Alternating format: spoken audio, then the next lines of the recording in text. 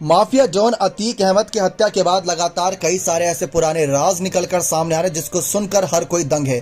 ठीक वैसा ही मायावती और अतीक के बीच दुश्मनी को लेकर है। आप सभी को बता दें, अतीक का खौफ इतना था कि उसके सामने चुनावी रण में उतरने वाले हर प्रत्याशी को अपनी जान जाने का डर सताता था।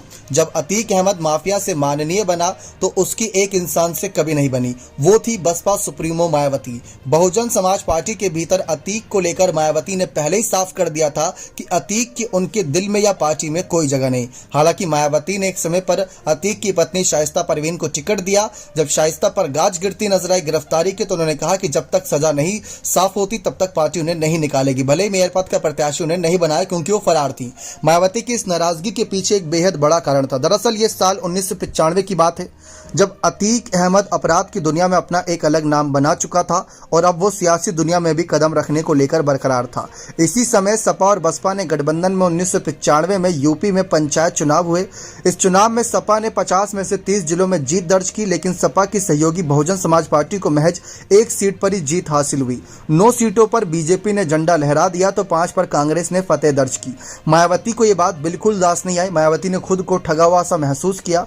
लेकिन 1 जून 1995 की बात है, जब प्रदेश में समाजवादी पार्टी की सरकार थी। बाबरी विध्वंस के बाद यूपी में सियासी हवाएं लगातार गर्म थी। इस बीच मुलायम सिंह को लेकर यह खबर लगी कि कहीं ना कहीं लगी कि बसपा समर्थन वापस लेकर बीजेपी के सहयोग से सरकार बनाने का दावा पेश करने के लिए गवर्नर मोतीलाल वोरा से मिलने के लिए तैयार है। अगले ही दिन मायावती ने 2 जून 1995 को लखनऊ के मीराबाई स्टेट गेस्ट हाउस में बसपा विधायकों और सांसदों की एक मीटिंग बुलाई। इसी दौरान कथित तौर पर अतीक अहमद समेत समाजवादी पार्टी के करीब 200 से ज्यादा कार्यकर्ता विधायक गेस्ट हाउस में पहुंचे, जहां मायावती बैठक कर रही थी। इस दौरान मायावती को गालियां दी गई, उन्हें मारने का भी प्रयास किया गया। इस दौरान बसपा के कई विधायकों पर भी हमले किए जाने की बात थी, लेकिन मायावती ने जैसे तैसे खुद को वहां से बाहर निकाला और एक कमरे में खुद को बंद कर लिया। बाद में यह पूरी घटना ही गेस्ट हाउस कांड के नाम से चर्चित है। चूंकि अतीक पर भी यह आरोप था कि वह सपा के कार्यकर्ताओं के साथ वहां मौजूद था, इसी के चलते मायावती ने कभी भी अतीक अहमद को अपने आगे फटकने नहीं दिया।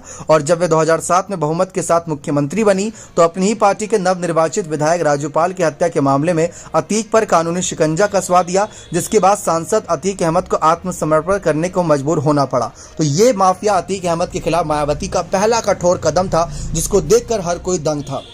लेकिन जिस तरीके से अतीक अहमद से माफिया से पंगा लेती नजर आई मायावती, ये भी चर्चाओं का विषय बना हुआ था। लेकिन एक आज का वक्त है जब अतीक अहमद की ही पत्नी को शाइस्ता परवीन को मायावती ने टिकट दिया और साथ ही साथ पार्टी से आगे मेयर पद से प्रत्याशी बनाने की खबरें थी, लेकिन वो फरार हो गई। तो इन सब के बीच मायावती ने अपना रुख साफ करा, क्योंकि मुस्लिम वोट बैंक और दलित वोट बैंक को भी तो मजबूत करना है। ये सारी चर्चाएं लगातार आगे जारी रहेंगी। उम्मीद करते हैं जानकारी पसंद आई होगी। बहुत बहुत धन्यवाद।